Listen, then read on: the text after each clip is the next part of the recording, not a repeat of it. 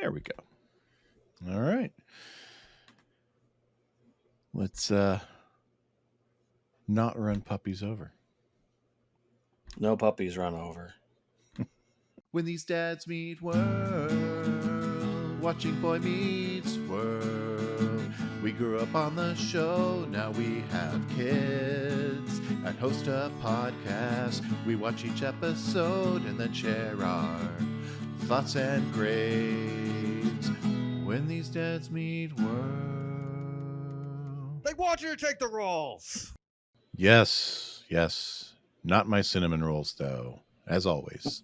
Welcome back to Dads Meet World, our weekly deep dive into the world of Boy Meets World, where Cory meets the world. And we mess around with the nature of the time-space continuum in seasons 2 through 5. Well, 2 through 4. I am dad number 1 this week, Brett, joined by new dad again on the mic of number 2. Yes. Sorry. My mind is everywhere right now. Yes. As I it should am be. new. Oh, I'm not even recording. I did not hit the record button. I know you're recording. So, yes, I am dad number 2 this week. Very tired dad of 3 babies on Earth. And yeah, we are just all sorts of exhausted right now. Yeah, and even my setup right now, which is normally, I don't know, a little bit more contained, just feels so chaotic. Yes, good looking people. If you're not watching on YouTube this week, you should check it out just to compare this week and last week's episode. Yeah. Oh, did you take a picture of it? I didn't, but I was encouraging them to compare episodes. Good looking people, if any of our video disappears at any point, I'll just throw a still image of one of us because we'll still have audio. Yeah, we're still here. But no, Yes. we have a lot of chaos going on. It was nice of you to be able to record a little bit before we had baby. Literally, it was the week of as we were getting ready, so I was very thankful that she decided not to come early. Very blessed right now. She does not look a lot like me, which is good for her. Yeah, so very, very blessed. And surprisingly, not really surprising, but surprisingly, um, our youngest boy was a little jealous at first and wasn't sure, kind of standoffish. But honestly, the moment she came home, was very curious and, very quick to say, baby, baby, and trying to interact with, and gets a little jealous of mom whenever she has baby a lot. But, he tries giving her kisses and he tries looking up at her if she's in the bassinet or in the pack and play. And so we're having better interactions than I thought we were going to have. And poor oldest child just dealing with all this nonsense. So we got some help from the in-laws, though, first 2 weeks. So that was really helpful. And boy, you forget how tiring the first few weeks really are. Yep. So yeah, that's where I'm at. So if I fall asleep, I think we can all accept it. Yes. So what's new with you, Brett? Shorter episode. Yes, this might need to be a short episode. Well, last week was a long week for me. It was the second of 2 conferences this summer for my day job. This one was probably the most involved for me, just because of the nature of it being the local one, where it's the one where I'm actually directly involved. And our youngest is at camp this week, so we're getting to see pictures trickle in where he's enjoying himself quite much, that we can tell. They have air conditioning in the cabins, so that's kind of nice. Is it really camping if there's air conditioning in the cabins? Abby already accused them of glamping, but I reassured her it's just in the cabin. They're still swimming in the pond. They're they're zip lining into the pond. They had messy games the first day. He's still riding horses. It's still camp. It's just making sure that they don't die overnight in the heat that they've got going on this week. I mean, Brett, the last time you and I were at a camp together for summer, there was literally no door because it was open, because it was considered a tent, even though it was a cabin. So we literally had a breeze coming through it the whole time. We were Well, cold. I did comment to Kelly as we were pulling out that we do wonder sometimes why we're creating such a soft generation these days. Yeah. It's all you people trying to give more than what you had before, and we didn't always have these fancy gizmos. Yes, yes. There is a line between wanting to have the next generation have advantages you didn't and giving too many advantages that you didn't. But it is what it is. They're not spending all day in air conditioning. They're only in their cabins to sleep and change. So, Well, I will say real quick, Brett, there was Father's Day the other day. Did you have a nice Father's Day? I did. It was a very quiet one.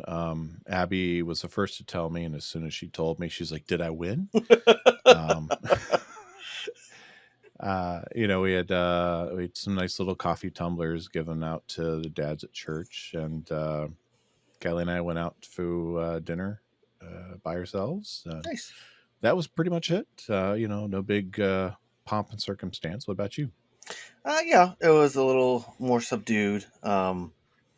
I worked that night, so that made things complicated for us. But no, we had a good day.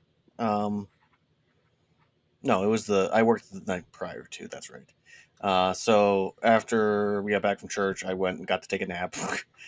We tried to have a little family fire, although I didn't get to spray the bug stuff I normally do. So the wife was getting eaten up pretty quickly, and baby was she told me, she's like, a couple of flies like landed right on her face, and I said, yeah, it's best that you two went in when you did. So yeah, but no, it was a good day. I got a puzzle that has me and as Batman with my children with me, all with different superhero people. I'll send you a picture of it once we put it together finally. But no, it was a good time. nice.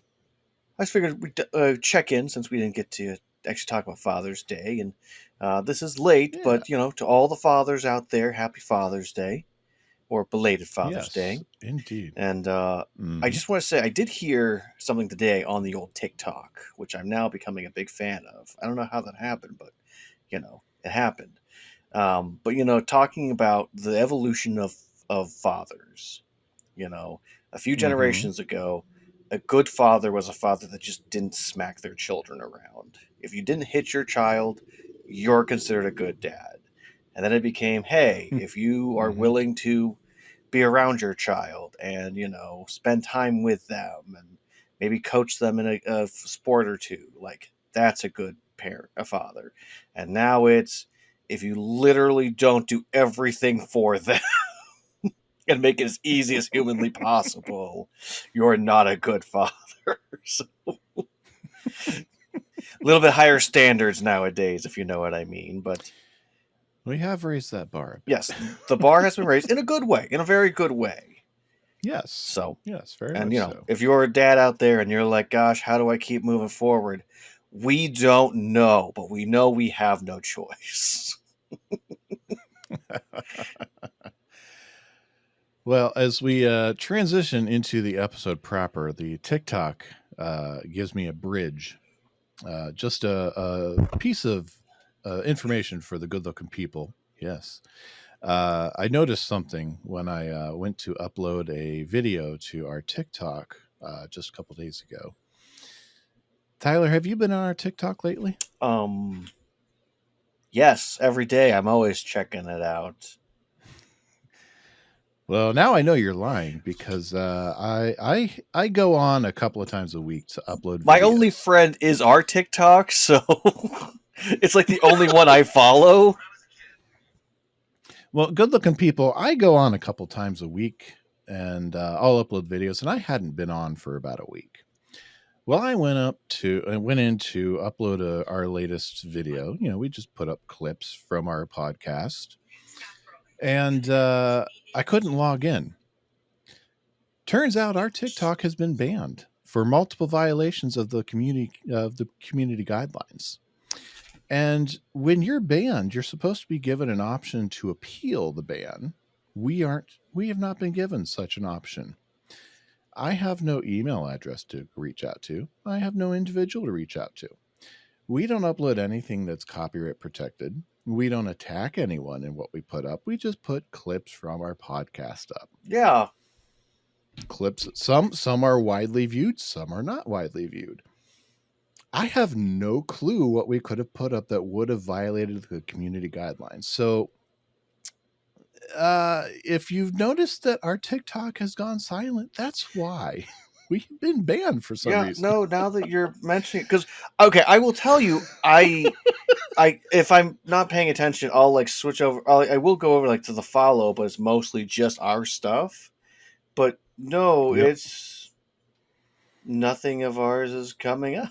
If you search Dad's Meet World on TikTok, it does not appear. So the links still appear in a Google search, but they go to a dead page. I wonder what happened.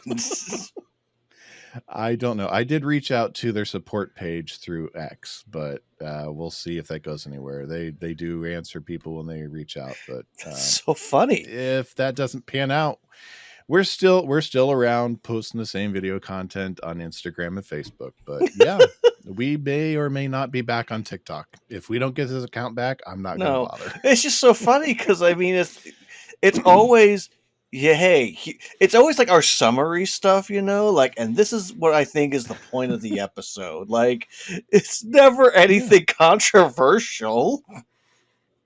Not at all. It's encouraging stuff. It's uplifting stuff. It's not anything we attack anyone with. It's the content. Did it say what violations, or just said multiple violations? It just said multiple violations of the community guidelines. I wonder what community guidelines we broke. No clue. I've seen a lot of stuff on TikTok that would clearly violate community guidelines that is still up there. I have no clue. I'm going to say it. It's a Pods Meet World. They're trying to shut us down. They know we're coming for them. They're attacking us. Okay, oh my gosh. I did have a Pods Meet World thing pop up. And it annoyed me because of a thought that they had on there that I was like, we'll have to talk about this later. But yeah, that popped up, but our stuff didn't pop. Because sometimes in my like next For You stuff will be our thing. So it's so weird. Mm-hmm. I don't understand. It's coordinated attack. Yeah. So stay tuned, good looking people. I might have information next week. I might not. I hope so. I'm now tuning in, trying to find out what's going on. This would be now our next short or reel that's coming out, but not our TikTok. Yeah. All right. Let's get into the actual episode this week. Yeah, I'm going to try and keep this relatively. I'm going to lay my cards on the table, good looking people. This is a good episode. It's one I enjoy. I'm going to try and keep this relatively on track this week. Tyler's got, new baby in the house. We want to keep him conscious for as much as the episode as we can. So we're going to try to keep things moving this week. But this is the 18th episode of season 4, Uncle Daddy. So when Eric learns that his new girlfriend, Kelly, has a son, he's confident he's mature enough to handle the responsibility, but too scared to tell his parents about it. Meanwhile, Cory and his friends prepare for the dreaded SATs. This episode was written by Steve Young, not the Hall of Fame quarterback Steve Young, who has also written one other episode of Boy Meets World, Season 2's I Am Not a Crook. Not one we enjoyed, so big surprise there for me. Directed by Jeff McCracken. You look very pensive there. This is, it's so different. Like, It that is. episode had no. We talked about it went in no direction, but like this is going places. Steve's much better at writing for an older It might be character. that case. So Yeah. He just wasn't skilled at writing for a 7th grade election who story. is? Directed by Jeff no one. Directed by Jeff McCracken, originally aired February 28th, 97, end of the February sweeps. IMDb rating currently at 8.3. Last week's episode, the second half of A Long Walk to Pittsburgh. All right. Well, Tyler, last week's episode had a Nielsen rating of 14.10. Where do you think Uncle Daddy falls? 18.10. My assumption is it has to drop a little bit, so let's go 16. All right. So your assumption of dropping a bit, because remember, it is 14.10, not 18.10. I thought you said 18. No, 14.10. It did not drop from 14. It actually advanced from 14, but not up to 16, up to 15.02. Okay. So they finished out February strong. They kind of had an upward trajectory, picking up a little bit of steam every week. So let's dive in. Eric's on a date. He's apparently a second date with this new girl in his life, Kelly. Let's talk about Kelly briefly. Kelly is played by Brittany Powell. First and sadly only time we'll ever see Brittany on Boy Meets World. 61 acting credits to her name, including shows like California Dreams, Saved by the Bell, The College Years, and Saved by the Bell, The New Class. Friends, Dark Skies, The Sentinel, Xena, Warrior Princess, had a long run on General Hospital, and others. So they're on a second date. Eric's talking about a third date. Apparently it would be 3 nights in a row. And Kelly's a little bit older than Eric. So, Eric's branching out, not just the townies, not just girls fresh out of high school. But she doesn't seem like she's that much older than her. Not much older. I would put just, I've always ballparked Kelly at 20 to 22. Yeah, I think it's fair. In that range. Yeah. So Eric's being all smooth and suave, and I love how this episode starts with this date. Mm-hmm. And Eric gets to be charming. He does. Because normally, for whatever reason in this show, we'll see the end result or potential beginning of a relationship, but we never really get to see Eric actually like wooing a girl. Mm-hmm. So it's nice to see like Eric showing that yes, he still has game, and not in a weird way, but just he is charming the pants off of her. Wow, again, not in that way. Eric thinks so, though. Eric is a fun date. That's what I'm trying to say. Kelly's having a good time. Kelly She's is enjoying herself. Enjoying her time, yes. Yeah. So much so that Kelly invites Eric back to her apartment. Eric says, "Yay." Yes. Kelly informs Eric that he's going to basically going to have to get to know someone else if he's going to keep dating her. And we're introduced to the babysitter. And I love that. This is my babysitter. Oh, role play. My babysitter. Of course, after Eric assumes they're vampires. Yes. I will. Okay. This episode does a really good job of indicating yes, Eric is the older brother, but he is still just out of high school and he is still immature. He is. I am very grateful that the show does not dive down that alley where it could dive, where Eric and Kelly walk in and there's another woman there, and the show could get very adult in that moment where Kelly indicates there's another person you need to get to know, and that's just an area the show doesn't need to go in, that they could go in. And we get to fall into the humor of Eric just being still pretty young and immature. Yeah. But by the way, no information on who in the world is playing this babysitter, because since she doesn't speak, she is considered an extra. Yeah, I wondered about that. Yeah, no data on her at all. Very good at face acting, though. Yes. Don't you love how this show will have, like, boy in red shirt will have a line, but then, like, someone named will not have a line, so we don't know Oh anything yeah, about her?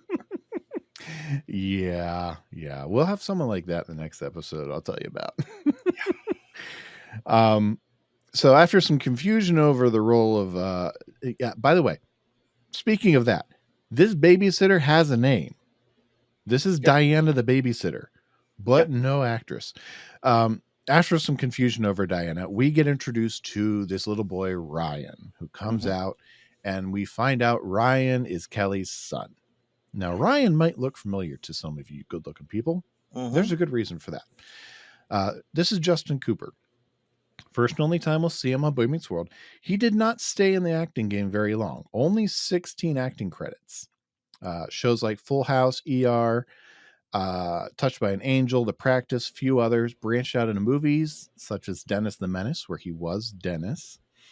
But really, his big one shot was he was in Liar Liar as Jim Carrey's son, which premiered just months after this episode did. Possibly weeks, if I remember correctly. These days, apparently he's a producer and on-air commentator at Fox Sports Radio. Cool. Yeah. Well, who's going to be Jose Canseco? So we're in and out of Eric's date and meeting Ryan right away. So, yeah. Now, very Brett, quick setup. We can talk about this later, but does it feel like this is a little too early? After 2 dates talking about a third, I would say so. Yes, I do think Kelly is probably moving that a little quickly. Right. Which, again, if we go back to what I've been railing about this season so far with Eric's love story, there are multiple opportunities where he's dated women who were townies, and one of them had a child, and there was room for Eric to knowingly go into a relationship with someone, knowing they have a kid, and saying, hey, I don't know if I'm going to where this is going to go, but she does have a kid, and she'll let me know when she's ready for me to meet them. And this could have been the episode that he finally meets him. The girl from that was second, third episode of the season. What if we had this whole long stretch where Eric was dating her the whole time, and hey, we've been together now for a few months. I want you to meet my son. And man, that could be such an interesting episode. And what if the two of them had said that they loved each other and all these things, and Eric realized, as much as I love you, I can't be responsible for a kid. Dad. Right, I'm not ready to be a dad. What an episode that could have been. I still love this episode, but it's that, I guess, the mindset we have now of actual, like, direct trying to tell a story compared to back in the 90s of just, well, we got to make an episode. We got to make an episode. We got to have funny things. Sean needs to do this funny thing. Yeah. Even within a 90s storytelling formula, they could have done a better job with that opening scene where instead of this being 3 nights in a row, Eric and Kelly have been dating for 3 or 4 weeks in a row. Yep. That's 4 Friday nights in a row, Yeah. or Eric, we've been dating for a month already. We're getting kind of serious. Oh yeah, a month is fine. Like a month is a good indicator Mhm. of, hey, we've really been joined together. We've been spending a lot of time together. I mean, the way Amy makes it sound as if, she's really curious. Who is this girl? Like, you spent so much time with her. And maybe, they just really didn't make clear of how much real time they've spent together. Maybe it has been 2 days, but maybe they've been calling each Mhm. other at night on the phone or whatever. I mean, there,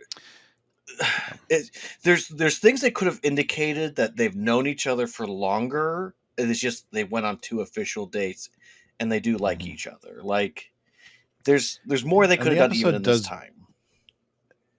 jump around in time too, because Cory has his B plot, and that advances a couple of days in the span of the episode as well. Mm-hmm. And I mean, we cover at minimum a week here Right. in this episode proper. So I mean, we're kind of all over the place with time here too. So I mean, it's, if you sit down and map this episode out, it gets a little messy. It does. And I guess I wish they wouldn't have worried so much about timeline wise then.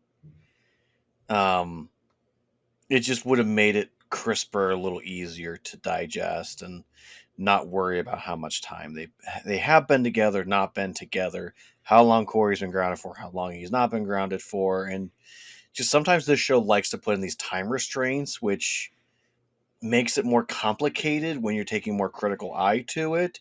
Again, I love the episode, but this is a frustrating one for that reason. And it's not something that was made to have a critical eye. Of course not. It's not something that was created to say, hey, in 30 years, let's look back on this and see how it holds up. Yeah, those scholastic aptitude tests.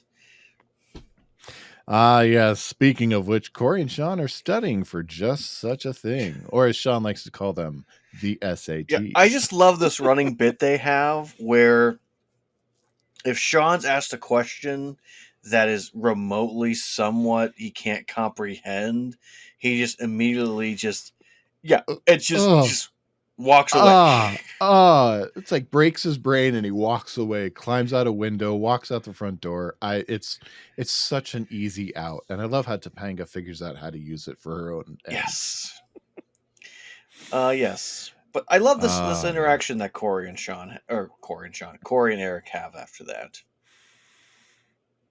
Yeah, Eric comes back from his date. Cory wants some details. Eric kind of goes into this little rant about or not rant, but dialogue about how hardwood, nice apartment, hardwood floors, little kid, overlooks the apartment, and Cory just completely oblivious to the kid comment.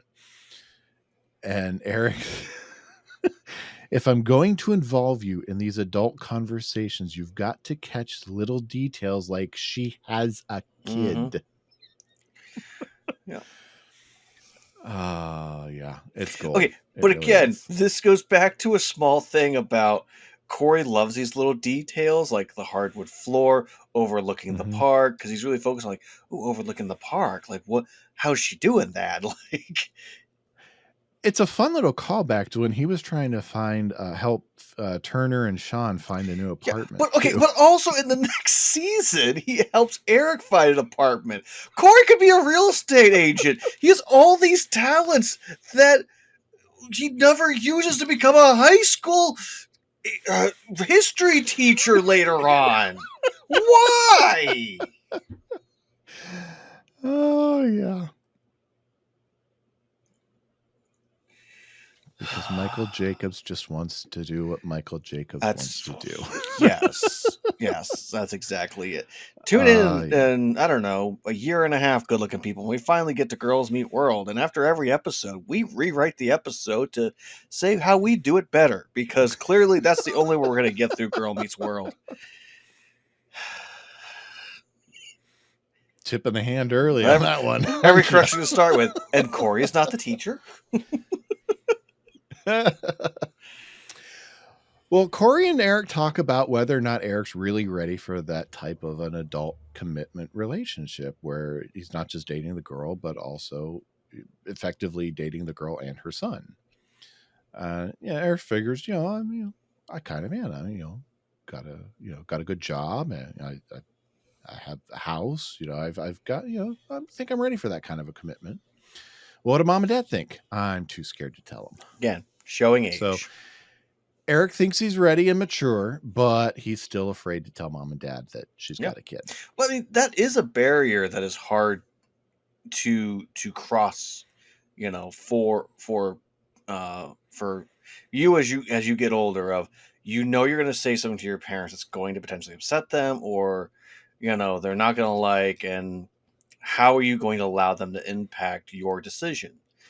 My wife and I, we got married not very young, but still, it was a year and a half after we met each other we got married. So like, that's really early because I had graduated high school, met my wife, and a year and a half later, we're walking down the aisle. So no, I lied.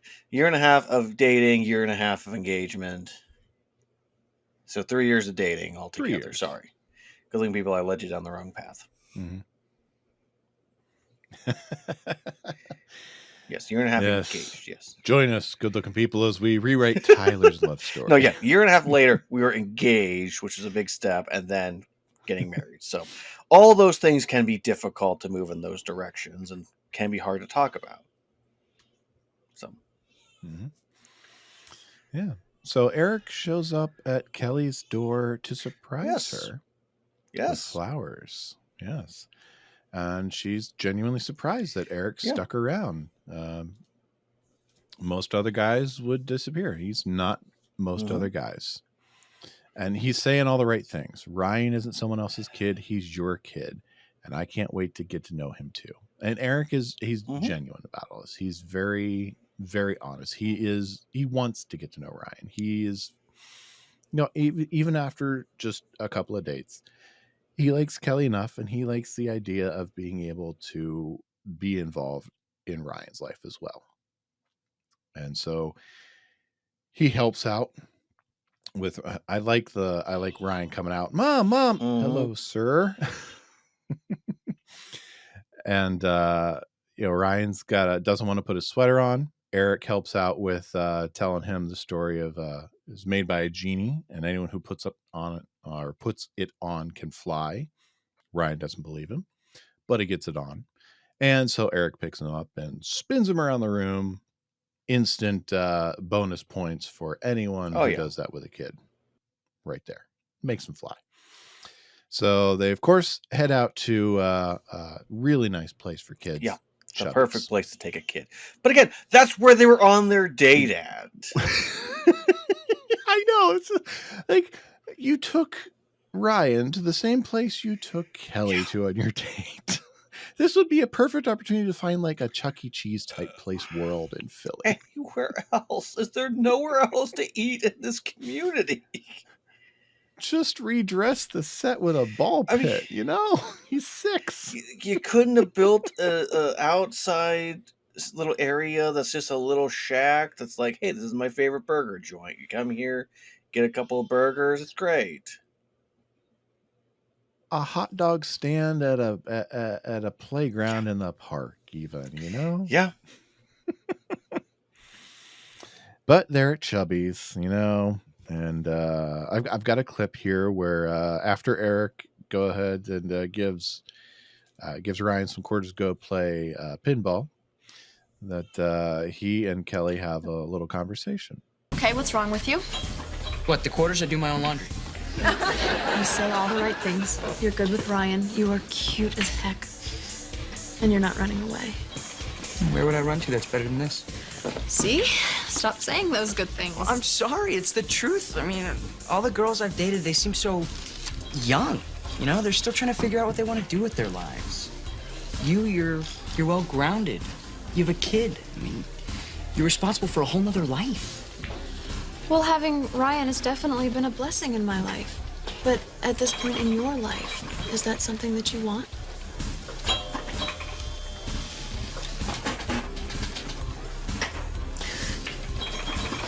That's where my life is going. I mean, what he is saying, if he has had the amount of time with Kelly as the show is making it seem right at this moment, it does make sense for his character that he would feel comfortable, like if he was saying I love you to her and saying, yes, I love you. Now I want to see, do I also love Ryan? Mm-hmm. Like that makes sense. Yeah. He's putting a little cart before the horse, Yes. in my opinion here, but yes, he is still saying all the right things in Mhm. Kelly's mind. You can see that in her face. I mean, kudos, very much kudos to Brittany's acting. She's knocking out of the park here. I Yeah. greatly regret that she wasn't able to be kept around for more because I mean she's a fantastic actress. Sorry, another female actress doing a really good job on this show, and she's only in one episode. Shocker. Yeah, man, they're good at doing that. So, I Brittany will wants say, I love how Kelly's like, so tell me about your family. And he's talking about Cory and how he's really liking the man he's becoming. And then Cory, Yeah. oh, hey, go away, not now. go away. Yes, but Get outta I here. did want to point out, yes, Eric does. We've seen them together this season actually growing together, and we've seen that relationship grow, but we actually do see him here get to say it out loud to someone Yeah. else that he does appreciate Cory. So Cory and Sean come over. Sean wants to see the baby. It's one of my favorite bits. Where's the baby? Where's the baby? Oh, can I go play with the baby? But they're going to go to a movie. They want to invite Eric along. It's Jim Carrey and Steven Seagal in What Are You Doing in My Movie? I love the title so much. Yeah. And yeah. But Eric politely turns him down. He wants to go home with Kelly and Ryan and read Ryan a story, which Kelly thinks Ryan would love. Mm-hmm. So we're going to transition over to the Matthews living room. Cory, Topanga, and Sean are all there hanging out. Topanga reads off another apparently SAT question. Sean has his SAT reaction. Topanga ushers him out the door to apparently she did that on purpose to give Cory and her some alone time so that she can do the ear thing. Yeah, it's kind of okay. The show has a weird obsession with ears and liking the kissing and nibbling around the ears, which is a very intense sexual thing to do for high schoolers, in my opinion. It is an erogenous zone. Yeah. Yeah, I have seen this episode many times, and I just kind of blow past that whenever I'm watching.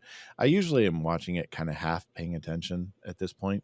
Mm-hmm. But as I was sitting, because I grab screen caps for like album art and stuff, as I'm paying attention this time, like, did Danielle Fishel just bite Ben Savage's ear? Yes, Mhm. she did. Like, okay, there were teeth involved. Yeah. Well- All right, so yeah, right there in the living room. Well, there's a wonder of, is this an actor's choice, or is this like a Greg Daniels, like, that's what he wants? I'm going to assume you meant Michael Jacobs because my mind went Yes, to The Office Greg. there. Wow, Greg Daniels. Wow, Michael Jacobs. Yeah. Hey, did you know I had a baby? Yes, I did. 2 weeks ago. I also worked last night, so my brain is fried. The only reason I brought it up out loud was just for any listeners who might have gotten confused. Yep, no, that makes sense. Yep.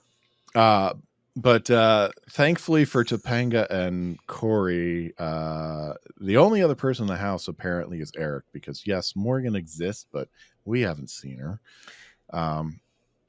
Not until later. But Eric does come down and interrupts them because, you take the SATs off on us, you lose that love and feeling. And Eric believes that he's got a good job, a good girl, good kid. His life is coming together, so he doesn't need to take the SATs again. And then Alan and Amy come home, and we realize why Topanga felt so confident that they could do this in the living room. Mm-hmm. Alan's look tells Topanga it's time to go home. I do love that interaction. Do you have some of this clipped? I have some of it clipped. Well, I didn't get Alan's conversation with Cory clipped. I clipped after that. But yes, Alan and Amy did not enjoy their night out. Nope. By the way, Topanga leaves because they got about a few blocks from home and found out the gas tank was empty. Yes, because there is a house rule that he who has the car last fills the tank with gas. Mm-hmm. And who had the car last, Tyler? That would be Cory. Yes. Cory's reasoning is, I'm sorry. Well, you're about 3 blocks too late for sorry. No car for a week. Yeah. He could have at least let me explain. Why, would you have? Nothing. I had nothing. Cory, I was once a son myself. I'll go in there and try to straighten it out for you, okay? Thanks, Eric. Great. Dad, can't believe the way Cory was laughing at you behind your back. Well, there's Kelly. Better get going. Whoa, wait a minute. You guys have been going out for a while, and we still haven't met her. You should invite her to come in.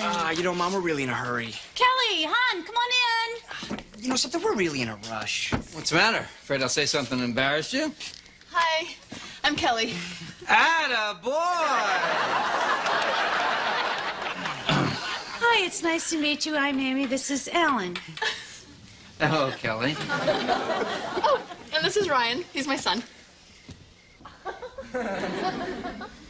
Did you hear that, Amy? They've got a son. Okay. I don't know why I didn't catch this earlier, but Amy and Alan leave to go on a date.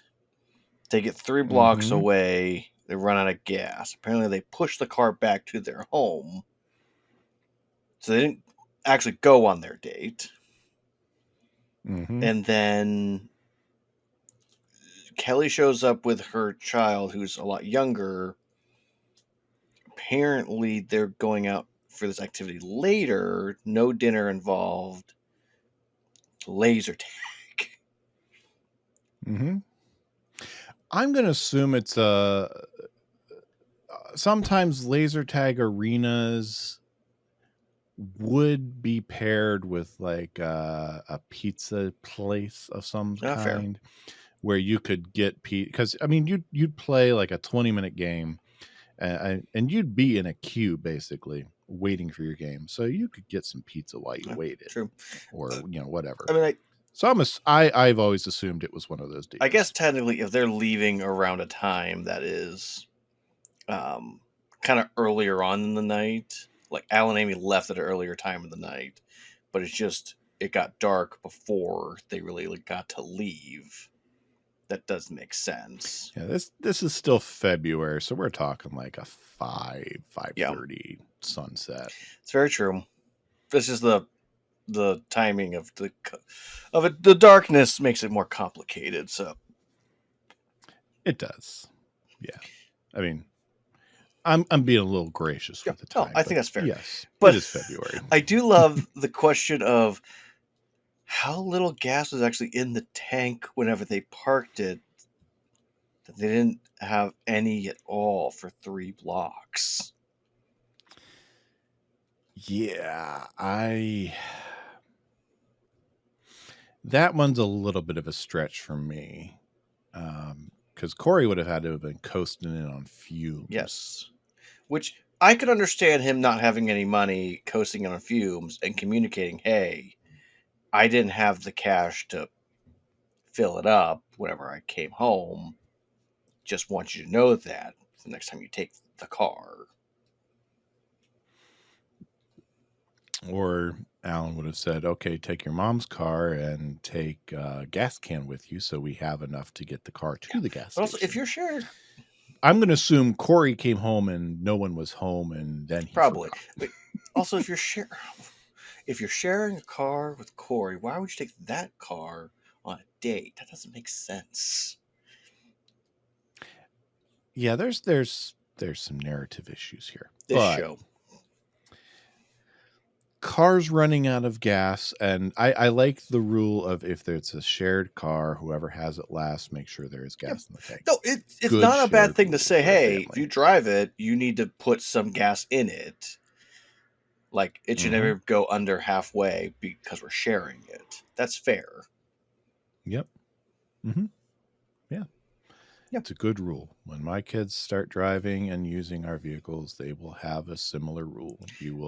It's like a rental place. You don't leave it without any less gas in it than when you left. So how do you feel, Brett, about the Alan saying attaboy?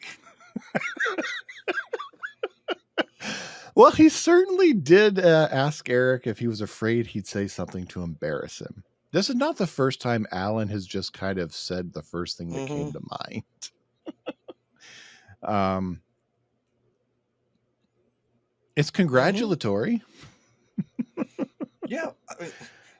Kelly is a pretty woman. There's no way around it. So she is. She is an attractive woman. Amy is certainly not happy with Alan's response. I do love that this show will sometimes still show that Alan can be a little misogynistic. And, he's a 90s dad still. He's not a polished millennial dad like we are. Hey, I'm still tail end of Gen X, man. We're still a little more standoffish. Yeah, you're an older millennial. Get over it.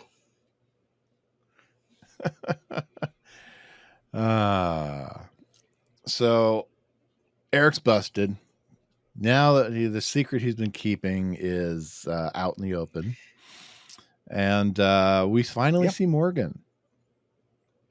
For the 2 or 3 lines she'll have this episode. She thinks Ryan is Kelly's brother. She's taking her brother. She's taking her brother to laser tag. And so, there's some confusion there. But ultimately, Eric's frustration is kind of delicious. For the love of God, everyone stop talking. Whoever is going, let's go. I mean, I don't mind that he takes Morgan with him. I think that's a good call. Oh no, it's good. She's close in age to Ryan. There's someone there for him to play with that'll be familiar. Yeah, it's a good opportunity for someone from his family to enjoy time with someone from Kelly's family. So, yeah, and the date is an interesting date for him, I'm sure. Yeah, but after the date, though, Cory and Eric are going to have some conversation in the room, and I did clip their conversation because it's fun. My little Cory, with your get smart quick schemes. No, my friend, for me, the good ship SS, S-A-T, has sailed. So that's it, huh? No college. It's not like I'm ruining my life or anything. I'll just move on to what I would have done after college. Secret Service guy? You read my secret dossier? What? Good night, guys. Cory, hope you understand why I took away your driving privileges. Yes, Dad, I completely understand. So can I have the car tomorrow night? You're kidding, right? No, it's been a couple days. Why not? I mean, why can't I have the car tomorrow night? I said a week. And I said I was sorry. Am I not being clear? A week! Take off my tuxedo. Oh, but I'm so cute. Between the two of you guys, I got nothing. So we're actually a couple of days later. This is not right after the date. Now, Britt, you have teenagers at home. Is there sometimes that you or Kelly just kind of throw your hands up like, I don't know, I think we've lost today? Oh, yes. I feel Alan so much when he does this. When I watched this episode for the first time in a while last week, I related so much to Alan in that moment. I could sit there and think, I have done this with both of them. I've thought this with both of them at the same time. So yes, there are definitely times with teenagers that any parent, I'm sure, has related with Alan. But Cory still doesn't fully understand why he has lost his privileges over what he perceives to be just an insignificant slight. Mm-hmm. I love that he's like, and I said I was sorry. So can I have the car? It's been a couple days. I said I was sorry. In his world, that's good enough, you know? Even though it's a week, that's good enough. But there is precedent set. Oh, if you apologize, if you make up for it, yeah, buddy, we'll let this one go. Mm. And no, Alan is staying firm on I said a week, that's what I'm staying with. Like, of course, you're well behaved for the car during the school days and the school week because you don't need the car. But when do you want it? It's the weekend. Mm-hmm. Mm-hmm. Yeah. And I'm really curious what Eric is wearing the tuxedo for. Just to try it on. Yeah, because You know how the men joke in the is 90s just had a tuxedo in their oh, closet. of course. The joke is he comes out of the bathroom saying, "It's not like I'm planning our big June wedding," and he walks out in a tuxedo. But I'm really not sure what the tuxedo is for in the long run. Of I think that's the same tuxedo from checking it out. earlier this season too. I guarantee it's the same tuxedo from the good-looking guy theme credit sequence. Just gonna do what I was gonna do anyway. Secret Service guy? You remember Secret Dossier? What? So, but Eric he's been kind of this weird boyfriend slash dad type role for at least a few days now.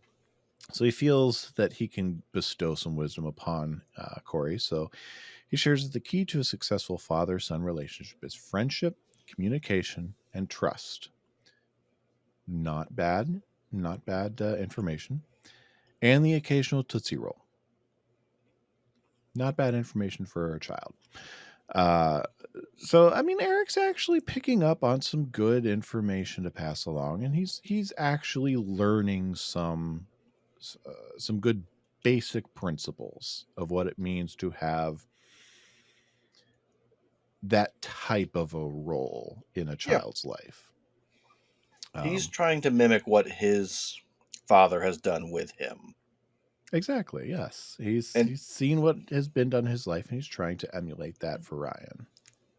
I just like how friendship is the first thing. Mm-hmm. And I mean, I'd argue the communication and trust needs to come before the friendship part. Oh, certainly. Because you only have so many years where you can say, "I am your father. This is what you are going to do." Yeah, and without communication and trust, you're not going to have much of a friendship. Right. And if you build just on friendship, then communication and trust they can flow out of that. But if it's built on friendship, there's no authority there either. And your role as a parent can actually be undermined if it's built solely on friendship first. Oh my gosh, I have a weird fan theory I just thought about. We'll talk about that in a few weeks. Okay. All right. So we're going to fast forward to Eric and Ryan at Chubby's with a mountain of Tootsie Rolls. And they apparently have done everything there is to do. One of the things they did was went to the zoo where Eric jumped into the ocelot cage to get Ryan's Sixers hat. I wonder if Eric's allowed back at the zoo. Probably not. And Probably not if he managed to get into and out of the ocelot cage. Okay, that should be like actually roped off, like impossible to get into. Even in 1990, what are we, 96, 97 here? Yeah, 97. Getting into and out of an ocelot cage would have been virtually, it wouldn't have been impossible, but it would have been very involved. Mm-hmm. But Topanga and Cory, they're going to sit. They're going to enjoy. What are we going to do next? We're going to sit. We're going to take a rest here because we've done everything there is to do. But Ryan is really kind of worried that Eric's going to leave him. But Eric assures him he's going to be here. Topanga, Cory, and Sean come in. Mm-hmm. Topanga comments that Ryan is, aren't you adorable? You get a Tootsie Roll. But the three of them are going to shoot some pool. Eric wants to shoot some pool, but can't really figure out how to balance that with being attentive to Ryan. Ultimately decides he's going to send Ryan up to the counter for some ice cream with some cash. Well, Ryan asks him to after Ryan gives him some begrudging permission to go shoot some pool with the three. Mm-hmm. Eric comments to Cory, you have no idea how adult you look to me right now. And there's a fun little joke there about how Sean, once again, hearing that the SATs are a week from Saturday, he starts to have his little brain meltdown. And Cory just told him it was cake day at school and perhaps some creme brulee. And then Eric realizes that when he's lining up for a shot, when he calls Ryan over to watch, that Ryan's gone. Mm-hmm. He did not go up to the counter for his ice cream. And our next shot is Eric confessing to Kelly in their apartment and hers and Ryan's apartment, which might I add from Eric. I forgot to say this earlier. Eric said hardwood floors. They have carpet. They don't have hardwood floors in their apartment. But Eric flipped out on Ryan and yelled at him. And he finally starting to realize that there's a lot more responsibility to being a parent. And I clipped the first part of this conversation. Mm-hmm. How do you do this every day? I do it because I love him and because he's my son. Eric, you're the one with the choice here. You know, I was with him all day. I just wanted a minute to myself, and he got so upset. Yeah, but he's not upset at you. He's upset at not having a full-time father. Every minute of every day, you know, to make up for what he lost. He needs so much. Yeah, he does. Eric, you are going to be such a great dad. But when you're ready. Just because I'm a mom doesn't mean that you have to be a dad. Kelly, I'm not looking to get out of this. This is a really powerful scene. And all of my jokes about, you know, the way the writers handled getting into this moment. I love this scene he has. And one of the reasons I wish Kelly would have stuck around and she could have been more of a character. A, because these two have really good chemistry together. Again, shocker. But this realization for Eric of the responsibility of being a father is so immense, of being a parent. And I think one of the reasons subconsciously maybe we started this podcast and why we wanted to have the focus on from the dad's perspective is because we in our daily walk know that being a father is a full-time job. It's not what it means to be a mom. It's different, it's complicated, but you know, it's that understanding that there's always these two eyes looking at you to understand, how am I supposed to handle this? What am I supposed to do in these situations? And you know, we're not always going to get it right, and I love his hardship over. I lost him for a minute, and I found him, and I just yelled at him. And the amount of times, we'll walk away from a moment when I've had to, yell at my son. I'll go, I can't believe I just had to do that. Like, Mm-hmm. I hate it. And it breaks your heart because you're like, I have to make sure my child knows if he does this dangerous thing, that's it. And we talk about, even at a young age, these complicated things of this world with him, because I want to protect him, you know. Um, but you still have to have that trust, that friendship, and the communication. And so it's a beautiful scene, and it truly is, I think, a changing point for Eric, but maybe not in a good way. Mm-hmm. We'll talk about that more Yeah, because at a up to different this time. point, he's seen the fun side of being a dad. And it wasn't until this moment that Hmm. he saw the hard work. And as Kelly puts it, Ryan's not mad at him. Ryan's mad because he doesn't have a full time dad. And that's something that all little Yep. boys crave, all little kids crave. Hmm. It's inherent in them. I mean, not to speak ill of any single parents out there. I mean, if you are a single parent who's listening, I mean, more power to you. You are carrying an immense load. But that is something that all children inherently desire is that role to be filled. I mean, I've worked with teenagers. I've worked to an extent with children, and that's a role that is desired to be filled.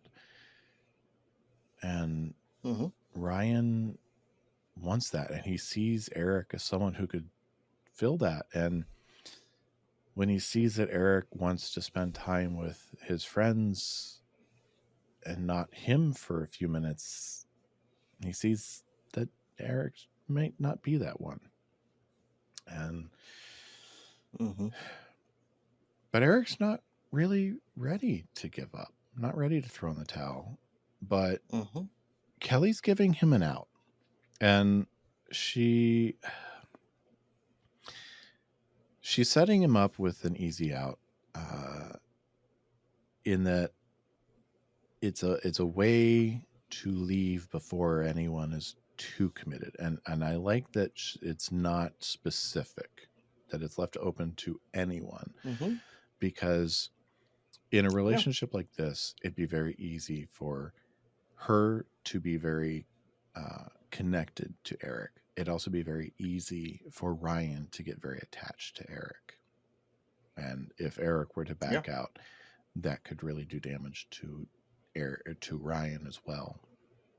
And so Kelly sees that this is something that Eric really might not be ready for yet, and she's giving him the out. And um, it's we leave the scene. We leave the scene a little bit ambiguous, but still kind of definitive that Eric is. I mean, he says he's not. He says again, "I'm not looking to get out of this." But Kelly leaves to go to Ryan in the bedroom with, you know where we live. But Eric leaves, and he leaves the stuffed Hmm. animals. So with from a visual communication standpoint, that's Eric saying, "I'm stepping out." Yeah. But uh, when he'll get home, he'll interpret this as, she dumped me. But we'll get to that in a minute. I will say I love th- the last two lines that we get from these two characters are, "Mommy, I need you. I gotta go, Mm-hmm. Eric," and making it clear, because the thing that is so hard about sorry, uh, the that hardship that moms have that sometimes we as dads Mm-hmm. don't have is their babies always need them in a way of especially comforting, and all Ryan has is Mm-hmm. Kelly. And so the fact is that it's still the two of them against the world. And Eric could fill into that gap of bringing wholeness, but is he really ready Mm-hmm. for that? And I think for Kelly, it's I always will have to choose my son, Yep. even if I like someone a Yeah. lot. And she, Again, and she it'd be should. yeah, exactly. And again, it'd be different if they'd been dating this whole season. It'd be different if they were saying they loved each other. It would be different if the writers actually took time to let Eric be happy for 5 minutes. But yeah, it's just this beautiful scene just really encompasses part of this journey that Eric has been going through this season of who is he now that he is no longer in school. He didn't get accepted into college. What is his life? What is his goal? Mm-hmm. And the unfortunate part too about this whole story with Eric is that I think he liked Kelly more because she was a mom rather than he fell for Kelly deeply and then also fell for Ryan too. Yep. Yeah. I bring that up because I will say I did officiate a wedding a few years ago that I was thinking about earlier. Because single mom with young child, and part of the wedding ceremony was vows that I had the groom make to stepson of just I commit to protecting you, I commit to being there for you, and every day always being available to you. This is the part of the ceremony start getting choked up on the giant robot. Yeah. But we get to probably my favorite scene of the episode, Brett. Yes. Cory is sneaking into the living room in full view. Not well. No, in full view of Alan and Amy on the couch, who watch him as he tiptoes from the front door to the staircase, up the staircase, It's another staircase. turn around and come down. Oi. Ah, man, my eyes, they need to rest if I don't look at another book. Lock the door. Pretend as if you've been there all night. Something. Oh, but they Gosh. know he took the car. Mom and Dad, it was late. My friends needed a ride. I'm sorry. Okay, now here, but I Who are these friends? You only hangs out with two people, Brett. I know. And as two friends, both have licenses. I'm assuming they both have access to a car themselves. If not, they both have they both have access to public transportation. They both have feet. Where did he need to take them? That he had to be the one to go get them, that he couldn't have asked for anyone's help, knowing that he was grounded. Yeah. And his punishment is now 2 weeks with no car. Yeah, which is fair. Yes. And so this is about the time I when love that. Eric walks in, and I did clip all of this here. Oh, good. So let's watch this, because this is perhaps my second favorite moment in the episode. I told you a week. You took it anyway. You just bought yourself 2 weeks. Dad, my friends needed a ride, okay? It was late. Why are you treating me like a kid? Because you are a kid. Eric, this is none of your business, okay? You know something? You're right, it's not. Because I am not a dad. But I do know that he's got a tough time raising us, and I know that we don't make it any easier. You think he likes yelling at us? You think he likes when you do something wrong? He doesn't. He hates it. And he can't keep his eye on us every second. Now go to your room. Dad, are you gonna let him just... Go to your room.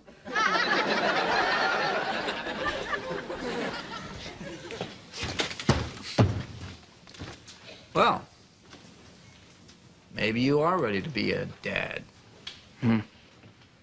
She dumped me.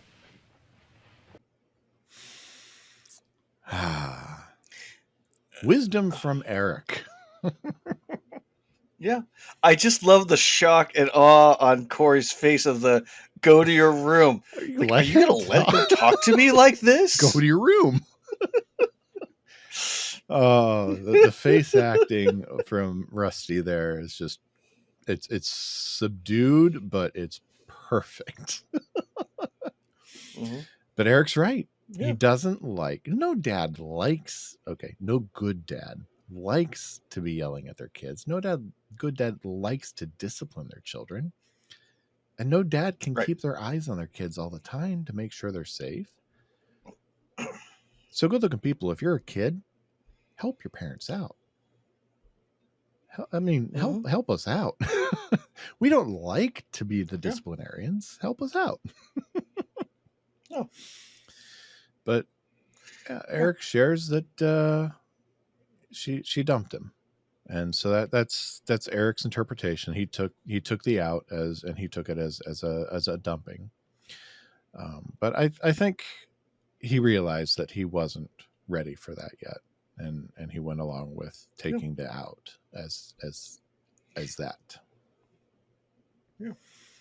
Well, unfortunately, Eric did all of the fun things, and that's not what parenting is.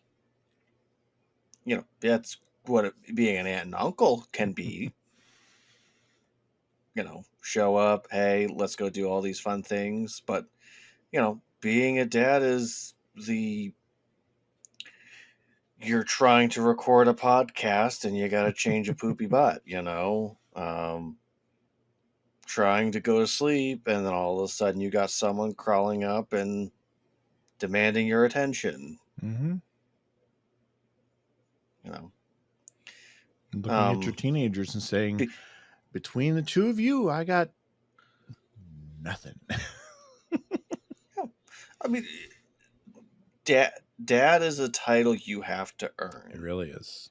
It's not something that, it's not just because you give DNA and you help to form a child does not mean you're a dad.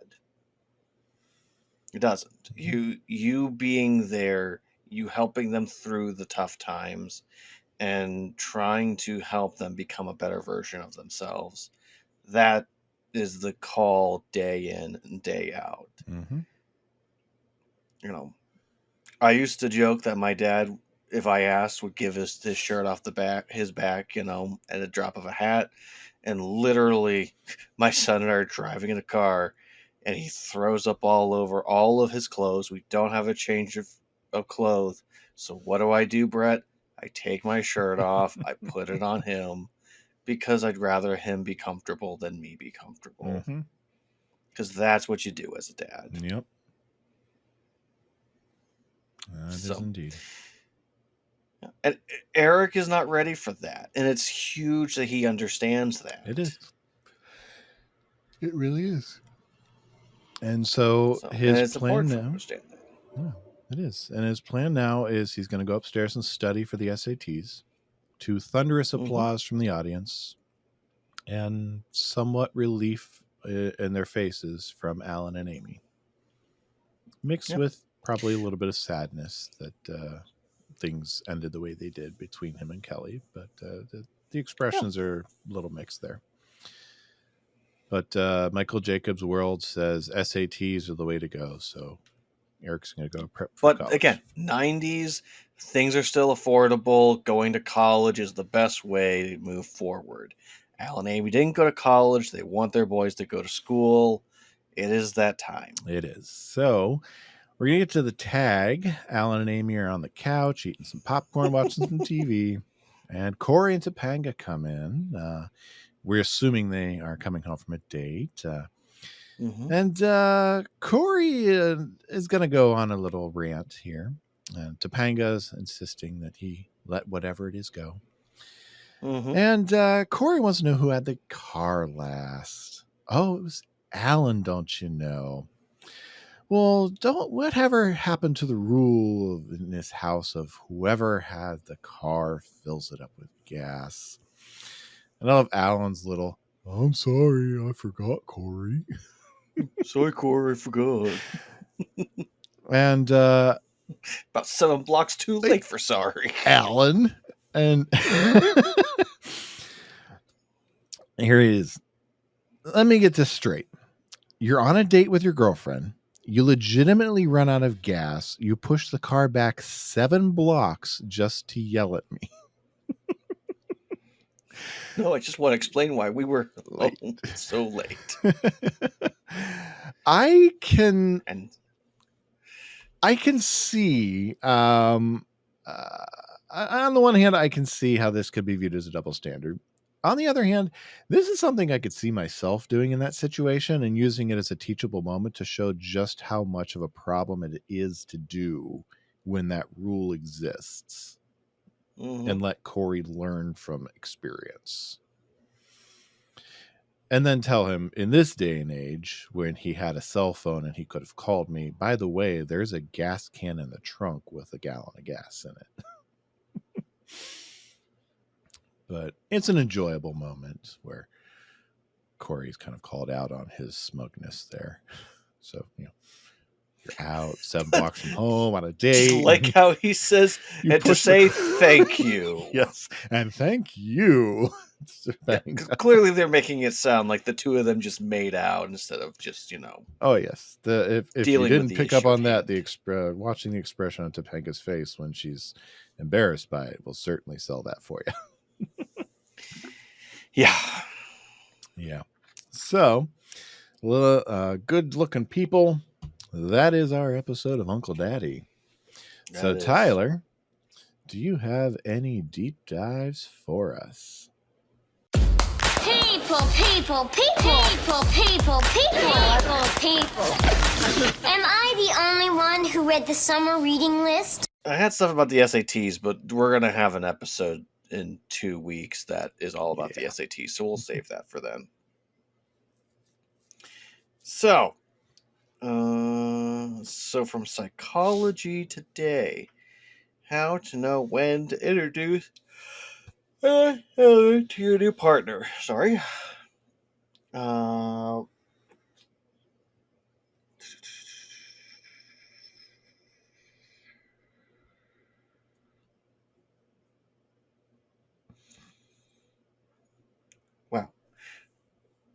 Apparently I didn't realize this was not actually a list. I realized I'm looking at the wrong thing, apparently.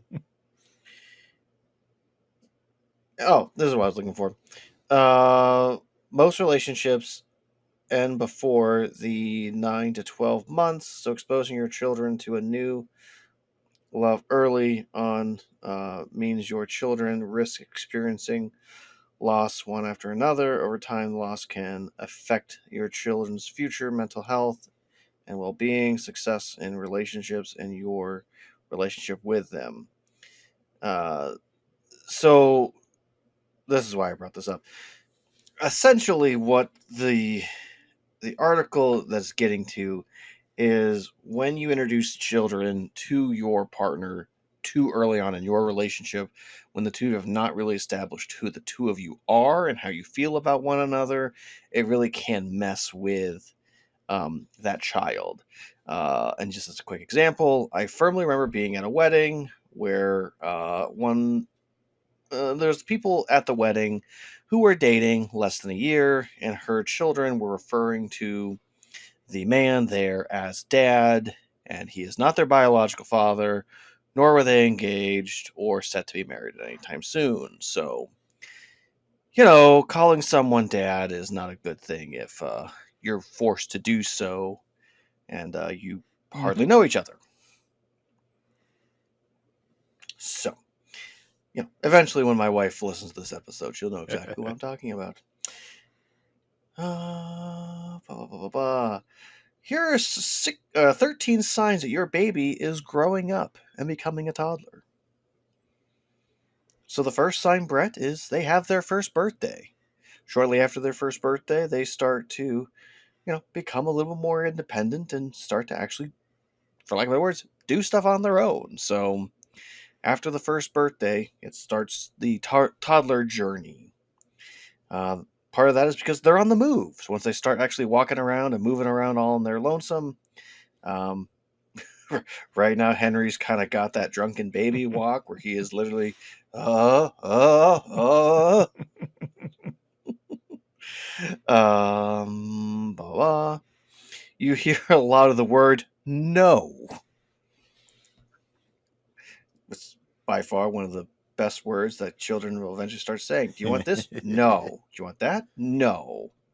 Right now we're in the um phase, which is so adorable. Did you like your dinner? Do you want to go swimming? They're using hand gestures. This is actually a good time to start introducing like sign language. Simple things like please, water, thank you, all those fun jazz. Pizza. The classics like pizza.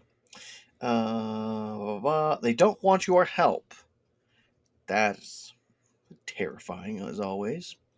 You don't want to do everything for them.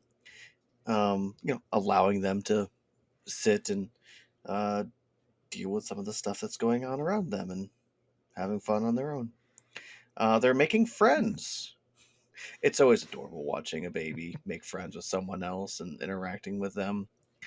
My son is a few months older than his nephew, or my nephew, and so the two of them are starting to recognize each other a little bit more and enjoying being around each other. It's the cutest thing. Battles and power struggles are the new norm. Ain't that the truth? Simple bedtime routines are all out of whack. They are sleeping better. That's always nice. Actually start sleeping more, which is good. Everyone and everything has a name. We actually have this really cute thing right now where Henry has what we think is him communicating with one kid from his babysitter, but also is the same way he communicates with Grayson. So it's really adorable listening to him and trying to understand the difference of those two and how he's saying it. They're creative. Start telling stories. They might even draw, practice dance moves, engaging in dramatic play. They know their ABCs, 1, 2, 3s. Again, getting a little bit further along into the actual toddlerhood, getting closer to the 2 years, where they start to do those recognitions.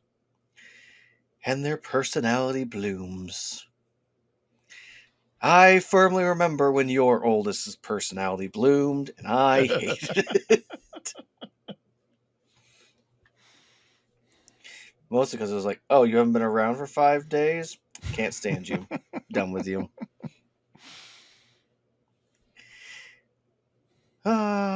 Quick history in laser tag, Brett. Because when are we going to be able to talk about laser tag in Not this very podcast?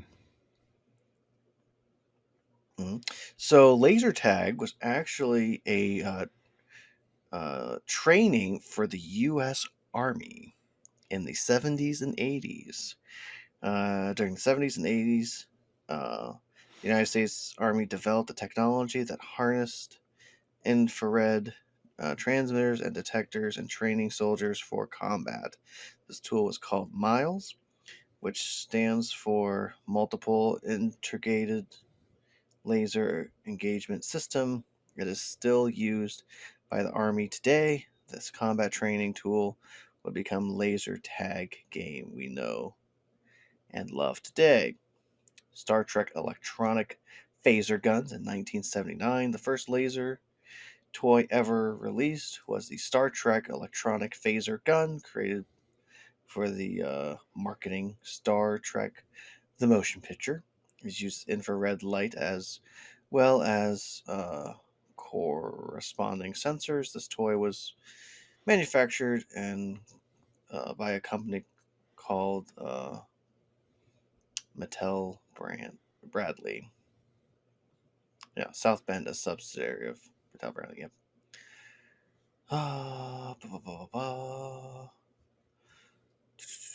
Okay, so laser tags today. There's a couple other things let's focus on then. Laser tags today may be not be as popular, but laser tag arenas are certainly here to stay. These arenas-based games exist in varieties worldwide and are widely popular among kids and adults. This game has not changed much since its inception. Its unique combination of futuristic game and blast from the past. When you enter a laser tag arena, gotta say, laser tag, it's always a winner in Oh my yeah, book. Never not had fun at laser I've tag. never had a bad day at a laser tag arena.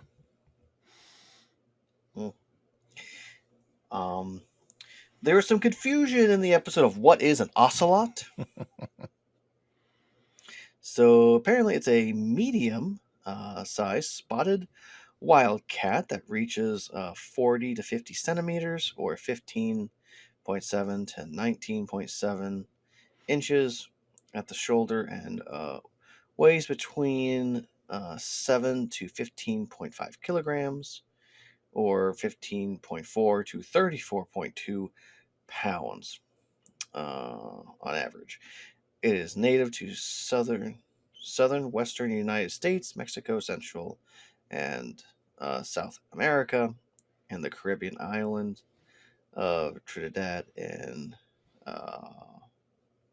Margarita. Apparently was discovered in 1758.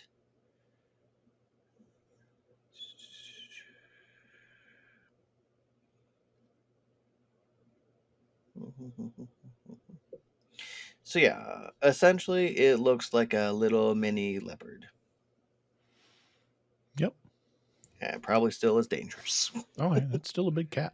It's still scratchy and eat you. Yep. Mhm. Well, let's see here, Brett. I have the 12 steps in succeeding as a stepfather. Yeah, okay. Are you ready? I'm ready.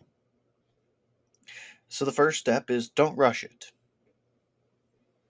which I think is terrific. Yes. See yourself as a stepdad. I believe that's mostly just meaning like, hey, remember, there are other parents involved, and you're there to just help and assist. You're not taking control of child's life. Da-da-da. Expect fireworks. I believe that's referring to the fact that there will be fights, there will be tension, and there will be some craziness, and probably some hurt feelings still. Mm-hmm. So don't talk bad about their dad. I think that's probably one of the greatest advice you could ever give. Mm-hmm. You want to be a unit. If there truly is another parent involved, like a original dad that's still involved in kid's life, you have to maintain a somewhat amicable relationship with them. You as a collective are raising this child. Yes. Trust the process. It's going to take time, essentially, and you just have to trust that, you know, if you're supposed to be with this family, be a unit, it's going to work out. There are no such thing as quick fixes. It's going to take time. Observe boundaries. I think that's huge in all relationships, Mm-hmm. especially with partners. But you know, there's going to be complications within the boundaries that are set by all the parents involved, and also with the child too, children. Yep. Uh,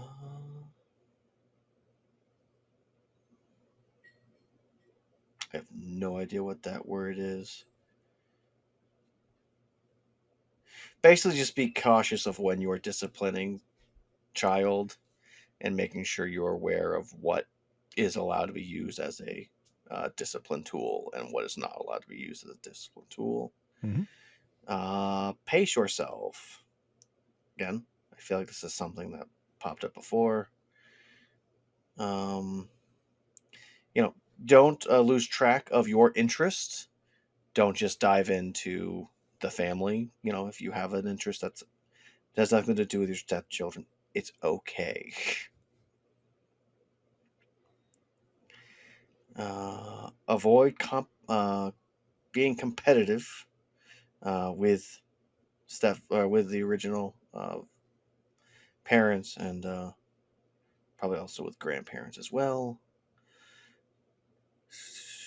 I said, and then don't leave it to the kids to sort it. Essentially, that part of your job is to make sure that you work things out with all the adults that are involved, and don't let it just be, hey, kid's going to make the decision on this. They're still a kid. So that's just what the internet said. This is kind of a I forgot that there was like 6 do's, 6 don'ts, and they really all aligned really in general. So, Brett, I saved this last one because it's the best one.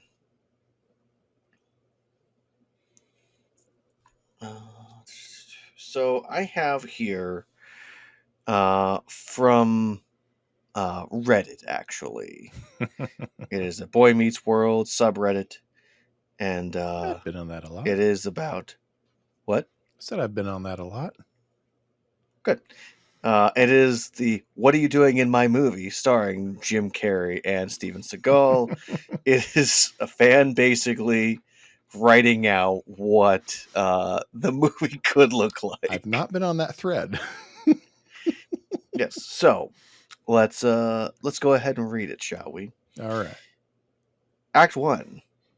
Introduce Jim Carrey, playing himself, a quirky and energetic actor known for his comedic roles. Steven Seagal, played by himself, a tough and stoic action star. Both actors are at the peak of their careers, but looking for a new challenge. One day, Jim receives a mysterious package containing a script titled, "What Are You Doing in My Movie?"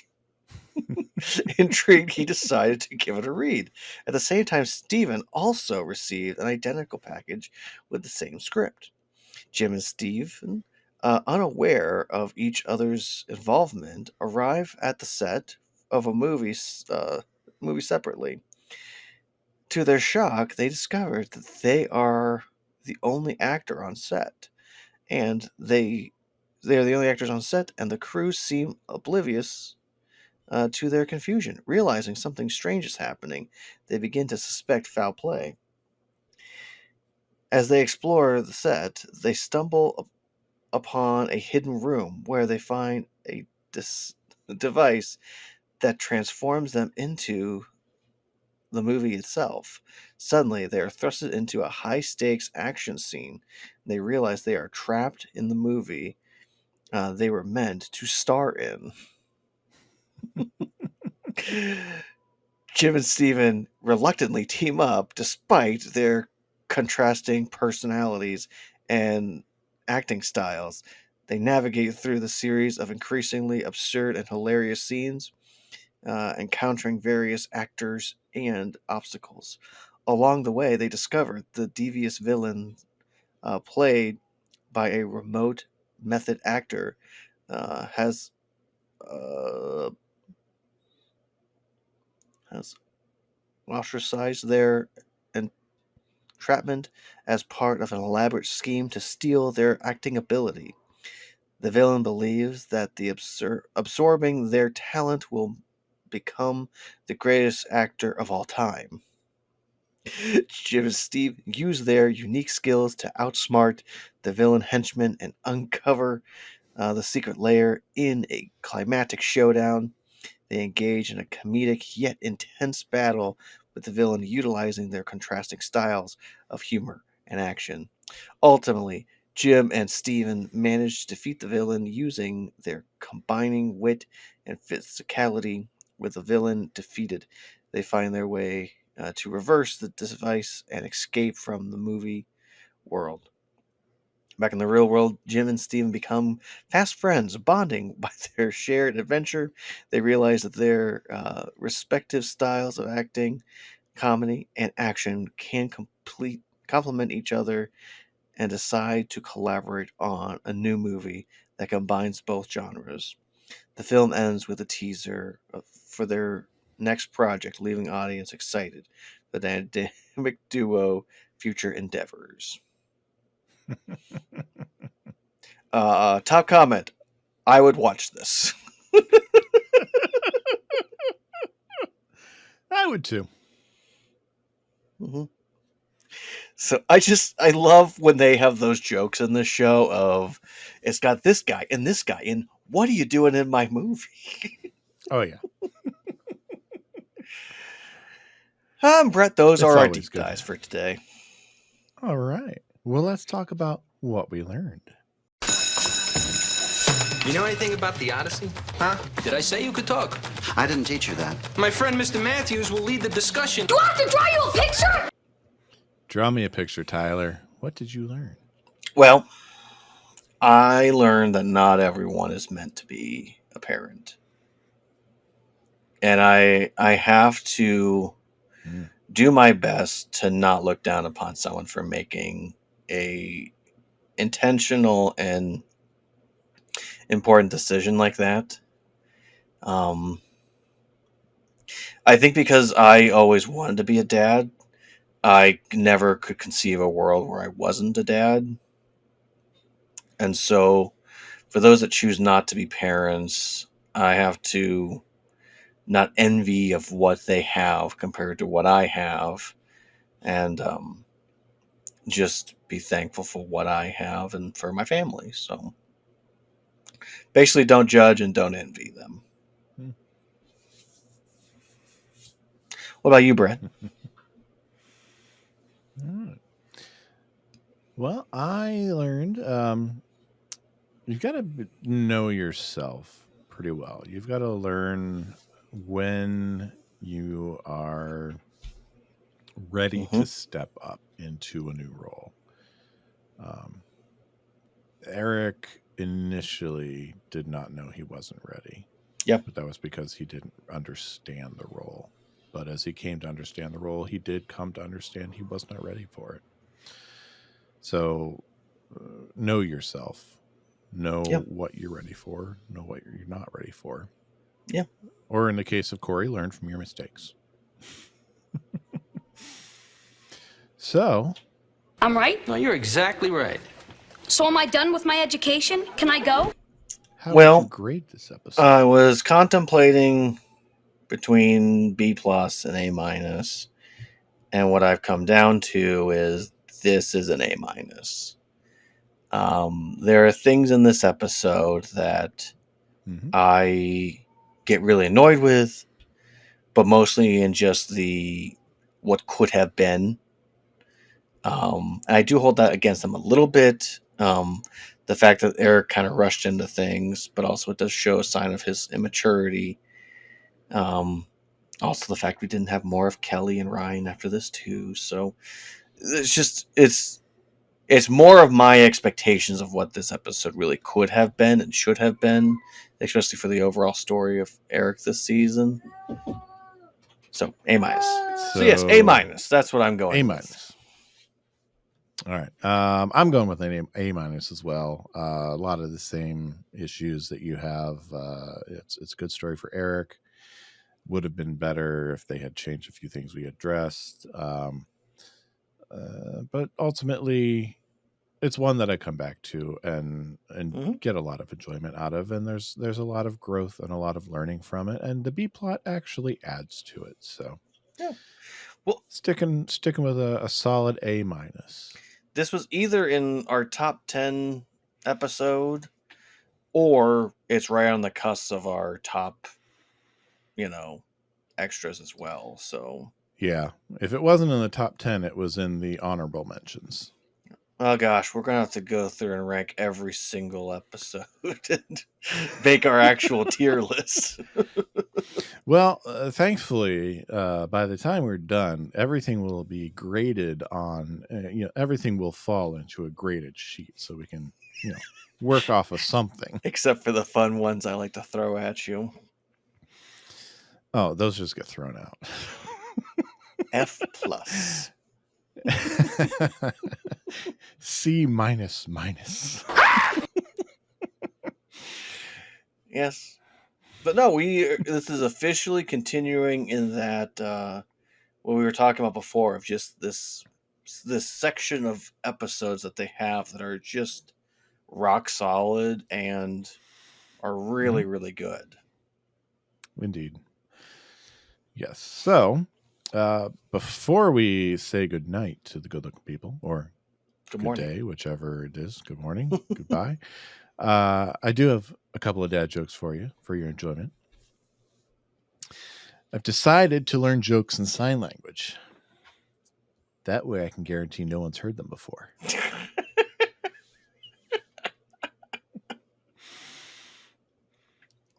Nice. Yes. And you're talking about giving the shirt off your back, and the reason why made me think of this one. You know what really makes me throw up? What? A dartboard on a ceiling. Yeah. Yeah. Well, Brett, good afternoon, good right. evening, and good night. Yes. Good looking people, good afternoon, good evening, good night, and guten Tag for our German listeners, if there are any out there. You can follow us on our existing social media profiles at Twitter/X, Instagram, and Facebook at dadsmeetworld, on YouTube at dadsmeetworld, and you can send us an email at dadsmeetworld@gmail.com. And if you want to leave us a review so other people can find us, it's a great way to spread the love and just really let people know we exist. You know, if you like us, let other people know. Yes. 5-star, 4-star, whatever you think we deserve. Any little bit lets people know we're here. Or share your favorite episode. However you want to share the love. Share the dad goodness. And yeah, that's it for this week. So, Tyler, until next time, I'll see you good looking. Back to you, good looking. I want to be normal, spud. You know, how can I learn so much every week and still be so stupid? We are the Timmers. Dads Meet World is a production of Headfirst Studios. Headfirst Studios. Tell your story.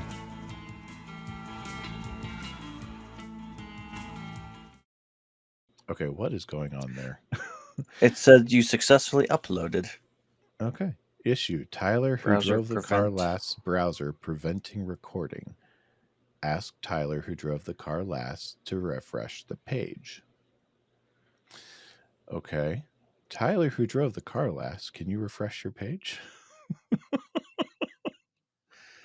Oh, boy.